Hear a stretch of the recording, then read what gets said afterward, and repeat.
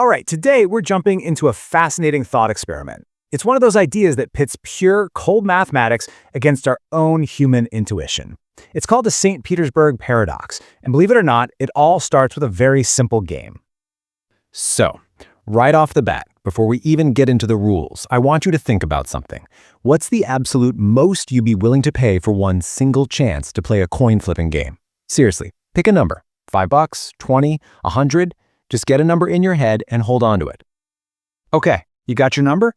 Let's get into the game itself. The rules are super simple, but as you're about to see, they lead us to a very, very strange place. So here's how it works. Here's the deal. We're going to flip a regular coin over and over until it lands on heads. If you get heads on the very first toss, you win $2. Simple. But if you get tails, then heads, the payout doubles to $4. Get 2 tails, then a head, it doubles again to $8. See the pattern? The payout just keeps doubling with every tail you flip before that final head shows up. So we've got the rules down, but to really get a grip on the paradox, we need to figure out what this game is actually worth from a mathematical standpoint. And well, this is where things start to get pretty weird. To do that, we use a concept from probability called expected value.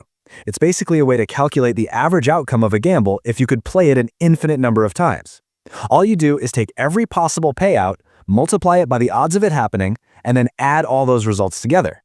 It gives you the fair price of the game. So let's actually run the numbers. The chance of getting heads on the first flip is 1 in 2, right? And the payout is $2. So $2 times a 1/2 probability, that equals $1. Okay, that's the value of our first possible outcome. Now, what about the next possibility? Tails, then heads. The payout doubles to $4, but the probability gets cut in half, down to 1 in 4. So $4 times 1/4, that's also $1. We're definitely starting to see a pattern here. And this pattern, you guessed it, just keeps on going.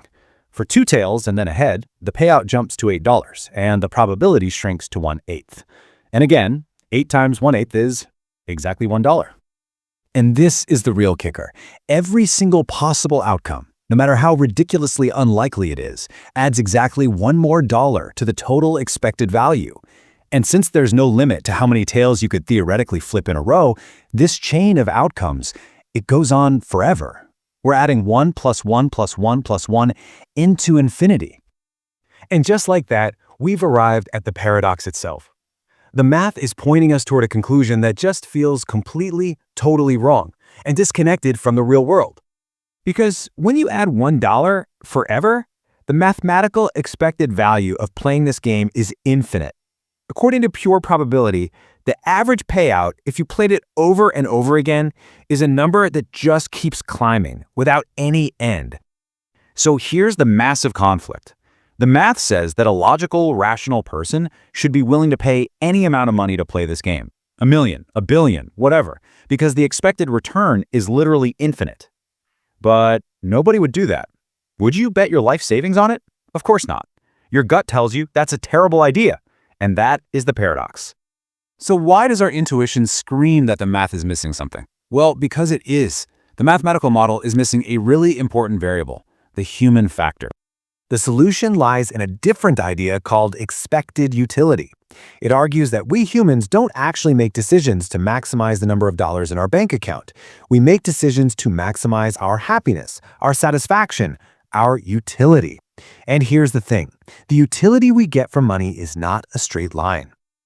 Just think about it this way. The difference between having $0 and having $1 million is absolutely life-changing. But the difference between having, say, 100 million and 101 million, I mean, it's nice, but it doesn't really change your life in the same way. Every extra dollar you get is worth just a little bit less to you than the one that came before it.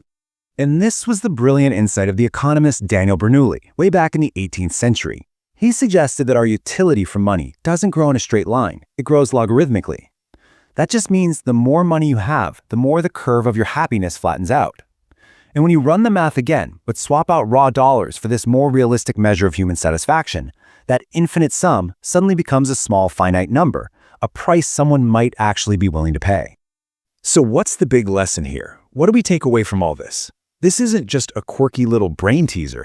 It actually teaches us something really fundamental about how we make decisions, and maybe more importantly, about the limits of our own models. And believe it or not, this has real-world applications. If you ever found yourself in a high-stakes interview for a finance or data science job and they threw this question at you, here's how you'd prove you really get it. You'd start with the math. Yep, the expected value is infinite. Then you name the problem. It's the St. Petersburg Paradox. But the killer move is explaining why the model falls short by bringing in the concept of utility and showing you understand that even the most perfect models don't always capture our messy human behavior. Ultimately, the St. Petersburg Paradox is this powerful reminder that our formulas, our spreadsheets, our algorithms, they're just models of reality. They're not reality itself. They're always simplifications. And that leaves us with a really big question to chew on. Where else in our lives, from how we invest our money to how we make big public policies, are we relying on these perfect-looking models that might be failing to capture the messy but absolutely essential human element?